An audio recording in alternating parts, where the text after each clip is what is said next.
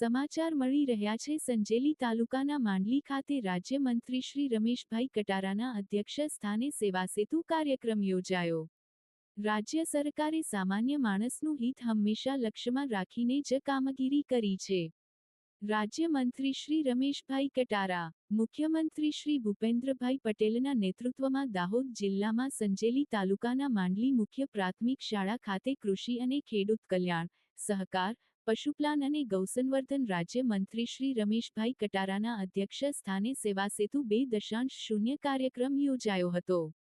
ગ્રામ્ય વિસ્તારમાં ઘર આંગણે નાગરિકોને વિવિધ જનહિતકારી યોજનાઓના લાભ સરળતાથી મળી રહે એ માટે સરકાર દ્વારા સેવાસેતુ કાર્યક્રમ યોજવામાં આવે છે. દીપ પ્રાગટ્ય થકી શરૂ થયેલા આ કાર્યક્રમમાં માંડલી પ્રાથમિક શાળાની બાળકીઓએ સ્વાગત ગીત રજૂ કર્યું હતું. ત્યારબાદ સંજેલી મામલતદારે શાબ્દિક પ્રવચન કર્યું હતું. આ અવસરે મંત્રીશ્રીએ જણાવ્યું કે રાજ્ય સરકાર સામાન્ય નાગરિકોને વિવિધ 56 જેટલી જનહિતકારી સુવિધાઓનો લાભ સેવાસેતુ થકી ઘરાંગણે જ ઉપલબ્ધ કરાવ્યો છે. રાજ્ય સરકારે સામાન્ય માણસનું હિત હંમેશા લક્ષ્યમાં રાખીને જ કામગીરી કરી છે.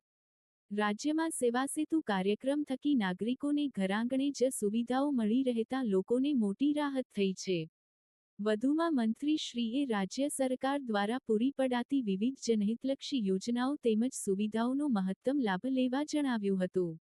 તેમણે જણાવ્યું કે રાજ્ય સરકાર દ્વારા ઘરાંગણે જ્યારે સેવાસેતુ થકી વિવિધ સુવિધાઓ પૂરી પડાઈ રહી છે ત્યારે ગ્રામજનોએ પણ તેનો અવશ્ય લાભ લેવો જોઈએ.